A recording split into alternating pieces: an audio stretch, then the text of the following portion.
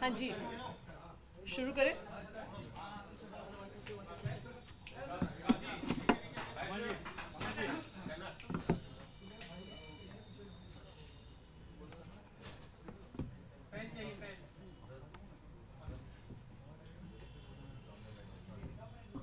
हाँ जी, दिल्ली के तथाकथित शराब घोटाले में 2 साल से सीबीआई और ईडी की जांच चल रही है। इस 2 साल में बार बार, चाहे लोअर कोर्ट हो, चाहे हाई कोर्ट हो, चाहे सुप्रीम कोर्ट हो, एक सवाल बार बार उठा है कि मनी ट्रेल कहाँ है, पैसा कहाँ गया। ऐसा कहा गया कि शराब कारोबारियों को मुनाफा पहुंचा, बहुत ज्यादा मुनाफा पहुंचा। लेकिन अगर उन्हें मुनाफा पहुंचा तो उन्होंने किसको रिश्वत दी, उन्होंने किसको पैसे दिए? क्योंकि 2 साल की जांच के बाद, सैकड़ों रेड के बाद, हजारों लोगों को क्वेश्चन करने के बाद आम आदमी पार्टी के किसी भी नेता, किसी भी मंत्री, किसी भी कार्यकर्ता के पास से 1 रुपए की भी प्रोसीड्स ऑफ क्राइम की रिकवरी नहीं हुई। आज तक आम आदमी पार्टी के किसी भी नेता के पास प्रोसीड्स ऑफ क्राइम का, इस मनी ट्रेल का 1 रुपया भी नहीं मिला। और ये सवाल बार बार सुप्रीम कोर्ट ने भी कोर्ट में पूछा और अपने आदेश में भी लिखा कि मनी ट्रेल कहाँ है। अरविंद केजरीवाल जी को 2 दिन पहले इसी तथाकथित शराब घोटाले के तहत गिरफ्तार किया गया। अरविंद केजरीवाल जी की गिरफ्तारी सिर्फ एक व्यक्ति के बयान के आधार पर है। यह व्यक्ति कौन है? इस व्यक्ति का नाम है शरत चंद्र रेड्डी। शरत चंद्र रेड्डी औरोबिंदो फार्मा करके एक बहुत बड़ी दवाइयां बनाने की कंपनियों के मालिक हैं। इनके पास कई और कंपनियां भी हैं, जिसमें से 2 प्रमुख कंपनियां हैं, एपीएल हेल्थकेयर और यूजिया फार्मा। शरत चंद्र रेड्डी जी को भी दिल्ली की एक्साइज पॉलिसी में शराब के कुछ दुकानें मिली, उनको कुछ जोन मिले। शरत चंद्र रेड्डी को 9 नवंबर 2022 को क्वेश्चनिंग के लिए बुलाया गया और शरत चंद्र रेड्डी ने साफ साफ कह दिया कि मैं कभी अरविंद केजरीवाल से मिला नहीं, मेरी उनसे कोई बात नहीं हुई, मेरा आम आदमी पार्टी से कोई लेन देन नहीं है। जैसे ही उन्होंने कहा कि मैं अरविंद केजरीवाल से मिला नहीं, उनको तुरंत अगले दिन ईडी द्वारा गिरफ्तार कर लिया गया। कई महीने जेल में रहने के बाद एक दिन शरद रेड्डी जी ने अपना बयान बदल लिया। शरद रेड्डी जी कहते हैं कि मैं अरविंद केजरीवाल जी से मिला भी। शरद रेड्डी जी कहते हैं कि मेरी उनसे शराब घोटाले पे बात भी हुई। और जैसे ही शरद रेड्डी ये कहते हैं, उनको जमानत भी मिल जाती है ईडी के द्वारा। लेकिन ये तो सिर्फ बयान है। पैसा कहाँ है? मनी ट्रेल कहाँ है? क्योंकि बीजेपी और उनका राइट हैंड इन्फोर्समेंट डायरेक्टरेट तो बार बार कह रहे हैं कि शराब घोटाले में पैसा बना और शराब के दुकानदारों ने इस पैसे को भ्रष्टाचार में, इस पैसे को रिश्वत के तौर पे दिया। लेकिन ये तो शरत चंद्र रेड्डी का सिर्फ बयान है, जिसके आधार पर अरविंद केजरीवाल को गिरफ्तार किया गया है। मनी ट्रेल कहाँ है? मैं बताती हूं आपको कि मनी ट्रेल कहाँ है। ये है मनी ट्रेल शरत चंद्र रेड्डी की कंपनियों द्वारा दिया गया इलेक्टोरल बॉन्ड्स में भारतीय जनता पार्टी के बैंक अकाउंट में पैसा।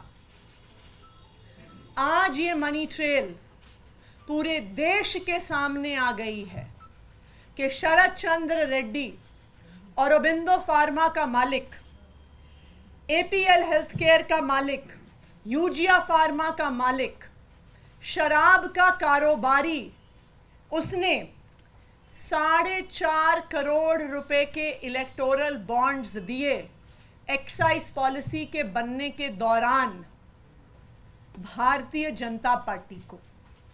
उसके बाद गिरफ्तार होने के बाद 55 करोड़ रुपए के इलेक्टोरल बॉन्ड्स दिए भारतीय जनता पार्टी को। तो जिस मनी ट्रेल की पिछले 2 साल से तलाश हो रही थी, आज वो मनी ट्रेल सामने आ गई है कि आखिरकार शराब के कारोबारियों ने पैसा किसको दिया, पैसा कहां गया और पैसा कब गया। तो अब मैं प्रधानमंत्री नरेंद्र मोदी जी को चैलेंज कर रही हूं, मैं उनके राइट हैंड इन्फोर्समेंट डायरेक्टरेट को चैलेंज कर रही हूं कि आज शराब घोटाले की मनी ट्रेल मिल गई है। सारा पैसा भारतीय जनता पार्टी के बैंक अकाउंट में गया है। तो enforcement directorate Bharatiya Janata party को आरोपी बनाए और enforcement directorate Bharatiya Janata party के राष्ट्रीय अध्यक्ष जेपी नड्डा को गिरफ्तार करे, क्योंकि अब पहली बार एक्साइज पॉलिसी के मामले में आधिकारिक मनी ट्रेल सामने आ गया है और ये मनी ट्रेल सीधा शराब के कारोबारियों से भारतीय जनता पार्टी के बैंक अकाउंट में गया है। अब मैं चाहूंगी कि सौरभ भारद्वाज जी और डिटेल में इस बात को रखें। नमस्कार साथियों, जब से इलेक्टोरल बॉन्ड के बारे में सुप्रीम कोर्ट में चर्चा हुई, सब लोगों के सामने है कि भारतीय जनता पार्टी, केंद्र सरकार, एसबीआई, इलेक्शन कमीशन सब कोशिश कर रहे थे इलेक्टोरल बॉन्ड किस कंपनी ने किस पार्टी को दिया, ये जांच जो है ये सुप्रीम कोर्ट ना करे और ये डिटेल्स बाहर ना आए। मगर जब से ये डिटेल्स बाहर आई हैं, बहुत serious questions Bharatiya Janata party से उठते हैं और मैं आपको डेट वाइज बताऊंगा ताकि हर एक साधारण आदमी को समझ में आ जाए कब कहा गया कि औरोबिंदो फार्मेसी और उसके डायरेक्टर मनी लॉन्ड्रिंग कर रहे हैं। मनी लॉन्ड्रिंग कर रहे हैं का मतलब तो भ्रष्टाचार कर रहे हैं। ईडी कह रही है कि वो भ्रष्टाचार कर रहे हैं। जो कंपनी मनी लॉन्ड्रिंग कर रही है या जो आदमी मनी लॉन्ड्रिंग कर रहा है, आपकी ईडी उसको छापा मार रही है, आपकी ईडी उसको गिरफ्तार कर रही है, वो कंपनी आपको चंदा दे रही है। और 1-2 नहीं, 59.5 करोड़, 59.5 करोड़ रुपए का चंदा भारतीय जनता पार्टी ने लिया है। उनके अकाउंट से इनके अकाउंट में आया है, सबूत है। सुनिए, नवंबर से पहले, नवंबर 2021 से पहले की बात बतानी जरूरी है क्योंकि नवंबर 2021 में ये पॉलिसी आई और इस पॉलिसी के अंदर ईडी का आरोप है कि शरद चंद्र रेड्डी और उनसे संबंधित कंपनियों को दिल्ली के अंदर 5 जोन मिले लिकर वेंट्स के। बहुत बड़ी बात है, ये एलिगेशन है।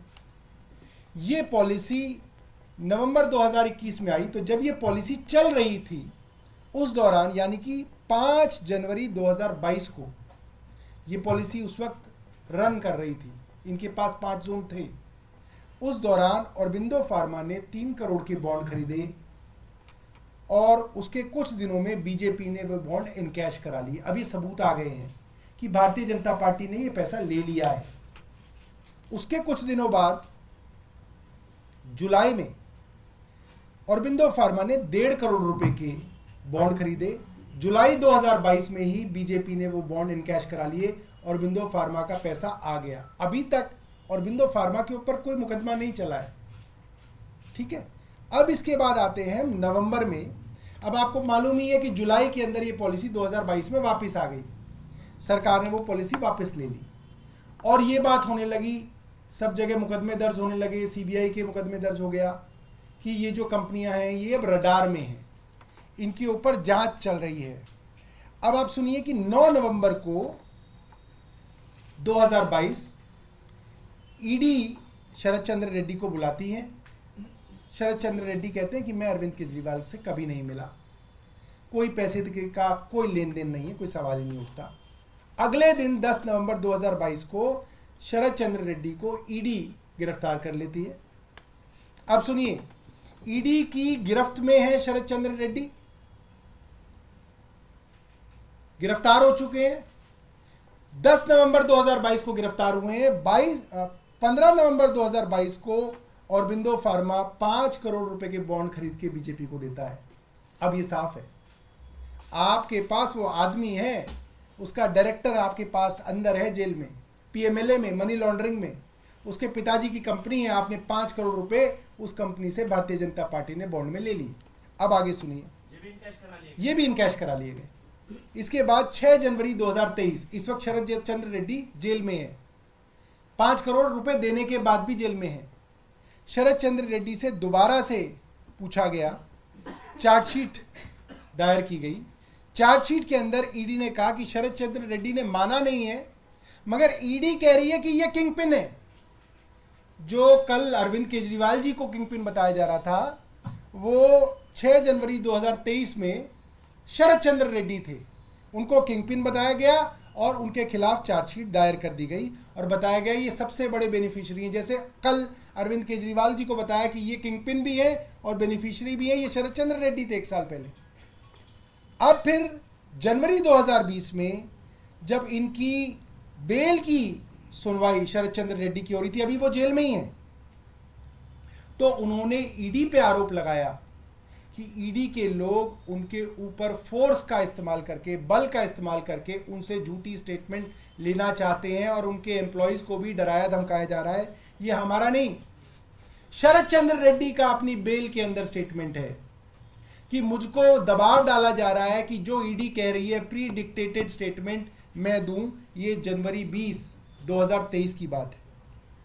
अब 6 महीने बीतते हैं, आदमी जेल के अंदर सड़ रहा है, करोड़पति बाप का बेटा, कई बड़ी बड़ी कंपनियों का मालिक जेल में चक्की पीसेंगे। अप्रैल आ गया, अप्रैल के अंदर अब आप देखिए क्या होता है। अप्रैल के अंदर करीब 6 महीने बाद शरद चंद्र रेड्डी स्टेटमेंट दे देते हैं कि हाँ मैंने 100 करोड़ रुपए दिए। 6 महीने बाद, कई बार स्टेटमेंट देने के बाद ये उन्होंने स्टेटमेंट दी। उसके बाद मई में ये मामला हाई कोर्ट जाता है। अब उन्होंने जो ईडी उनके ऊपर दबाव डाल रही थी कहने के लिए, जो कि उन्होंने ही बताया, वो उन्होंने आखिरकार कह दिया। उन्होंने ये बात आखिरकार कह दी अप्रैल 2023 में। अब मई आ गया, मई में उनकी एप्लीकेशन अब हाई कोर्ट के अंदर लगी कि मेरी पीठ में बहुत दर्द चल रहा है। ईडी ने कहा हाँ साहब इनके पीठ में बहुत दर्द है, लिहाजा इनको बेल दे दी जाए। पीठ में दर्द पे हमारे यहाँ ऑफिस से छुट्टी नहीं मिलती, ईडी ने इन्हें बेल दे दी। मिलती है किसी को पीठ में दर्द पे ऑफिस से छुट्टी? आप सब कैमरामैन हैं, सब लोग हैं, पत्रकार यहाँ पे, कौन एडिटर देता होगा? ईडी ने इनको बेल दे दी 8 मई 2023 को। और जैसे ही बेल मिली, पंछी आजाद हुआ। 2 जून 2023 को कहा गया सरकारी गवाह बने शरद चंद्र रेड्डी, मतलब सरकार की शरण में आ गए। अब जब शरण में आ गए तो जैसे जो भी शरण में आता है फिर वो प्रसाद चढ़ाना पड़ता है। फिर आप प्रसाद की कहानी सुनिए। जून 2023 में शरद चंद्र रेड्डी अप्रूवर बन जाते हैं और नवंबर 2023 में जब सरकार को पता है कि ये मनी लॉन्ड्रिंग का आरोपी है, इसने तथाकथित तौर पे 100 करोड़ रुपए की रिश्वत दी, ये जेल में था, उस आदमी से उसकी कंपनियों के थ्रू 3 कंपनी जिनके नाम आतिशी ने बताए, पहली कंपनी औरबिंदो फार्मा और उसकी 2 सब्सिडीज से 50 करोड़ रुपया भारतीय जनता पार्टी ने लिया। 50 करोड़ रुपया छोटा मोटा नहीं है कि कोई 50,000 रुपए डाल गया प्लीज ले लो। 50 करोड़ रुपए के electoral bond Bharatiya Janata party ने शरद चंद्र रेड्डी की कंपनियों से लिए। अब क्या हुआ? ये तो क्योंकि छुपा हुआ था, किसी को पता ही नहीं चलना था किससे कौन क्या ले रहा है, किसी को बताना नहीं था। कानून बना दिया था देश में कि कौन सी कंपनी किससे पैसा ले रही है, कौन सी कंपनी किस पार्टी को पैसा दे रही है। ये कानून है देश का कि ये किसी को नहीं बताया जाएगा। सुप्रीम कोर्ट ने एक पिटीशन को डिसाइड किया और आर्म ट्विस्ट करके, हाथ मरोड़ के केंद्र सरकार की ये लिस्ट जो है डलवाई। ये लिस्ट डलती है 21 मार्च 2024 परसों शाम को 6:30 बजे, 7 बजे ईडी अरविंद केजरीवाल जी के घर में, 9 बजे अरविंद केजरीवाल जी गिरफ्तार। ये चल रहा है आज इस देश के अंदर। क्यों चल रहा है ये सब समझते हैं, क्योंकि कल 21 तारीख को भारतीय जनता पार्टी की पोल खुल गई। अब ये तो भारतीय जनता पार्टी वाले ही ये पाठ हमें इतने दिनों से पढ़ा रहे हैं मीडिया वालों को कि अगर पैसा पॉलिटिकल पार्टी के पास आ जाए तो वो भी आरोपी बनती है। ये तो भारतीय जनता पार्टी के ही सारे के सारे जो है प्रवक्ता हमें 1 साल से समझा रहे हैं। संबित पात्रा जी, वो जो है भाटिया जी, एडवोकेट साहब, स्मृति ईरानी जी, तो अब आतिशी जी ने बता दिया। 59.5 करोड़ रुपया इन कंपनियों से भारतीय जनता पार्टी को मिला है। स्टेट बैंक ऑफ इंडिया ने बताया है, इलेक्शन कमीशन की वेबसाइट पे पढ़ा है, कोई सबूत की जरूरत नहीं है। जिसमें 55 करोड़ रुपया वो है जब वो आरोपी बन गया था, जब भारतीय जनता पार्टी की केंद्र सरकार को पता चल गया था और पूरी दुनिया को पता चल गया था कि वो मनी लॉन्ड्रिंग का आरोपी है, उसके बाद भी इन्होंने उससे 55 करोड़ रुपए ले लिया। तो जैसा कि आतिशी जी ने कहा, इस मामले में क्योंकि मनी ट्रेल सीधे तौर पे भारतीय जनता पार्टी में जा रही है, प्रोसीड्स ऑफ क्राइम सीधा सीधा भारतीय जनता पार्टी तक पहुंच रहा है, लिहाजा भारतीय जनता पार्टी को इसी केस में आरोपी बनाना चाहिए। और जिस तरह से अरविंद केजरीवाल जी को गिरफ्तार किया गया, क्या कहा है कि भाई जिस पार्टी को फायदा मिला उसके कन्वीनर है। तो अब भारतीय जनता पार्टी को फायदा मिला, उसके कन्वीनर कौन है आप जानते हैं। उनको भी भाई ईडी जो है उनकी भी सेवा करे, सिर्फ अरविंद केजरीवाल जी की नहीं। तो ईडी से ये है कि ईडी जाए और भारतीय जनता पार्टी के जो प्रेसिडेंट हैं जेपी नड्डा जी, उनसे पूछताछ करे, और अगर पूछताछ में वो सहयोग नहीं करते तो उनको भी गिरफ्तार किया जाए और भारतीय जनता पार्टी को आरोपी बनाया जाए।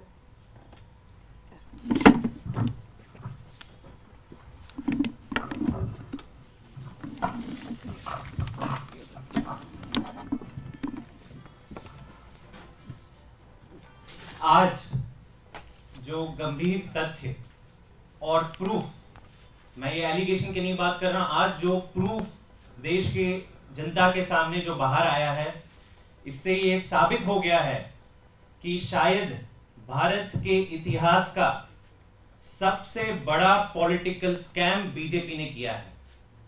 इतना खुलेआम, इतना open and shut case of political corruption शायद ही भारत के इतिहास में कभी प्रूव किया होगा, जो आज आम आदमी पार्टी ने इस प्रेस वार्ता के माध्यम से प्रूव किया है। सारे तथ्य देश की जनता के सामने रखे हैं। भाजपा पिछले 2 साल से क्या कहती आ रही है, ये तो कानून के तहत ये सारी चीजें हो रही है, कानून सबके लिए समान होता है, आम आदमी पार्टी कानून के हिसाब से चले।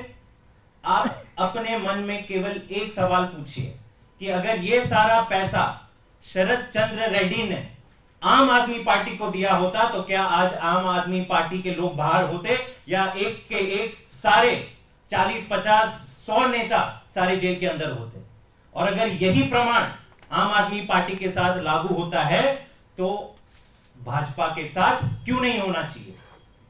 खुले आम वसूली हो रही है, केवल और केवल पॉलिटिकल कॉन्स्पिरेसी नहीं है ये कि आम आदमी पार्टी के नेताओं को अंदर डाले। एक तीर से 2 निशाने हैं यहां पर, यह समझने वाली बात है। भाजपा ने शरद चंद्र रेड्डी को सबसे पहले ईडी के माध्यम से पकड़ा। इनकी ईडी की चार्जशीट खुद कहती है कि शरद चंद्र रेड्डी सबसे बड़े किंगपिन और बेनिफिशियरी है इस कथित शराब घोटाले के, और चंद ही महीनों में जो सबसे बड़ा किंगपिन है वो स्टार अप्रूवर बन जाता है, इस केस का प्राइम विटनेस बन जाता है, और उसके चंद महीनों बाद कुल 12 महीनों के अंदर जो करीबन 60 करोड़ की वसूली हुई, तो मतलब भाजपा का स्टार डोनर भी वही शरद चंद्र रेड्डी बन जाता है।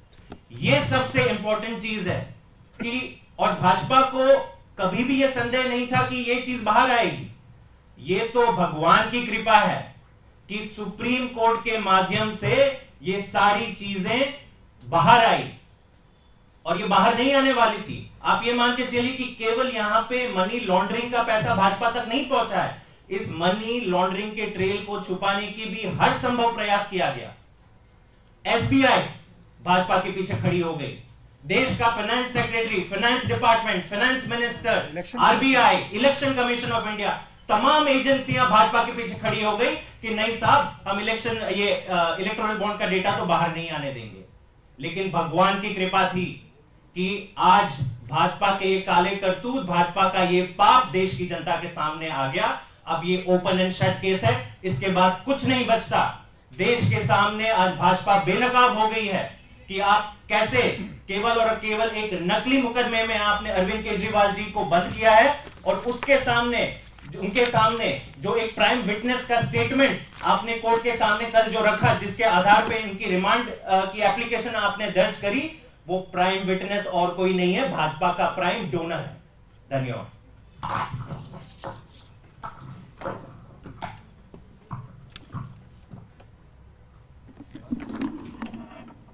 सभी पत्रकार साथियों को नमस्कार। Almost everything has been said before me by our Minister Atishi ji, Saurabh ji and Jasmine Shah ji. तो जो हमारे केस में कहीं भी नहीं था, फिर भी भाजपा के प्रवक्ता लगातार आकर बार बार बोल रहे थे कि प्रथम दृष्टिया हमारे खिलाफ सबूत है। बार बार आकर बोल रहे थे कि एक साउथ लॉबी है, साउथ लॉबी है जिसको पैसा दिया गया। अब जैसा सौरभ भाई ने और आतिशी जी ने और जैस्मिन शाह जी ने मुझसे पहले बताया, पूरी डेट्स के साथ बताया कि कैसे भाजपा ने लगातार चंदा लिया ये शरद चंद्र रेड्डी से, जो साउथ लॉबी माना जाता था, जिसके जो अप्रूवर बन गए केस में, जिसकी गवाही पर अरविंद केजरीवाल जी को 6 दिन की रिमांड पर भेजा गया। उस अप्रूवर ने लगातार भाजपा को चंदा दिया इलेक्टोरल बॉन्ड से, और इस इंफॉर्मेशन को बाहर आने के लिए पुरजोर ताकत लगा दी हमारी सारी इंस्टीट्यूशंस ने, हमारी सारी भाजपा ने, और बहुत ज्यादा कड़ा परिश्रम लगा, बहुत सख्ती का रुख अपनाया सुप्रीम कोर्ट ने, बहुत दूरदर्शिता दिखाई कि कहा कि इन सारे इलेक्टोरल बॉन्ड्स की इंफॉर्मेशन को सार्वजनिक करना होगा, जो रिसेंटली हुआ, जो अभी भी पूरी तरह से नहीं आया। 2019 के पहले वाला डाटा आज तक मिसिंग है। प्रथम दृष्टिया जो भाजपा को हमारे केस में दिख रहा था, वो फाइनल दृष्टिया अब आपको दिख जाएगा शरद चंद्र रेड्डी के केस में, जिन्होंने मोटे चंदे देकर भाजपा को बेल भी प्रोक्योर की, अप्रूवर भी बने। ईडी ने भी हाई कोर्ट में उनकी बेल पर कोई आपत्ति नहीं जताई, और ये बहुत बड़ी बात है। आपने देखा होगा ईडी कैसे बड़े बड़े मामलों में आप बार बार अपोज करती है बिल को, और उनकी ऑपोजिशन की वजह से बेल नहीं ग्रांट हो सकती, क्योंकि पीएमएलए की प्रोविजंस इतनी स्ट्रिंजेंट है। बट ईडी ने इस केस में बैक पेन पर ही, लोअर बैक पेन पर ही रेगुलर बेल दे दी। ये हमने लगातार देखा कि ईडी ने 2 साल तक जो भूमिका बनाई, उसमें आज तक भी चवन्नी की रिकवरी नहीं हो पाई है। और अब इतना डाटा सार्वजनिक होने के बाद ये जरूरी हो जाता है, सिर्फ एक व्यक्ति के लिए नहीं, सिर्फ एक पॉलिटिकल पार्टी के लिए नहीं, देश के लोकतंत्र को बचाने के लिए, देश के संविधान को बचाने के लिए, और भाजपा को अकाउंटेबल करने के लिए कि आप सबकी भूमिका की भी बहुत अहम आवश्यकता है। इस टाइम पर बहुत जरूरी है कि मीडिया भी आसानी से जाने ना दे भाजपा को और उनसे अकाउंटेबिलिटी मांगे, कि कैसे ये साउथ लॉबी लगातार भाजपा को चंदा देती रही और कैसे साउथ लॉबी की किंग पिन को, जिनको उन्होंने किंग पिन बुलाया, उनको रेगुलर बेल मिल गई एक ऐसे मामले में जहां पर साफ तौर पे पुख्ता सबूत है कि चंदा भाजपा को दिया गया, और कैसे हमारे नेता आज तक जेल के अंदर है जबकि एक 54 की रिकवरी भी नहीं हुई।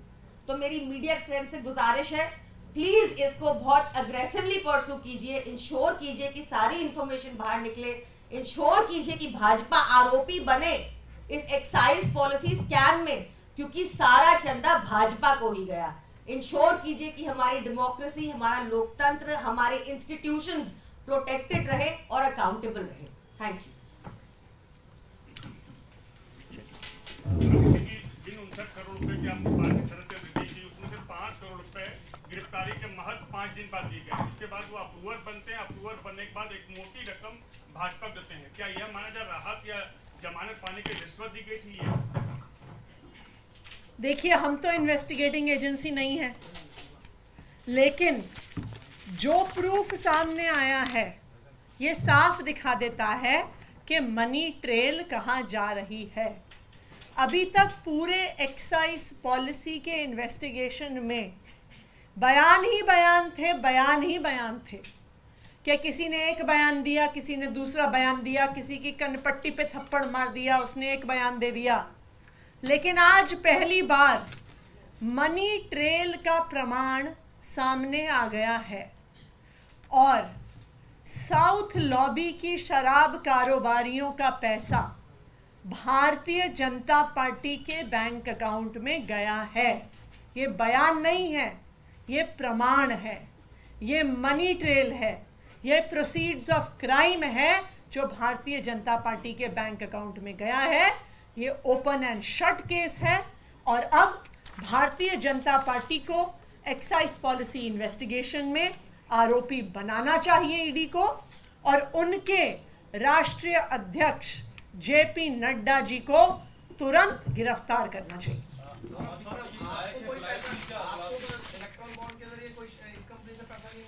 शरद चंद्र रेड्डी से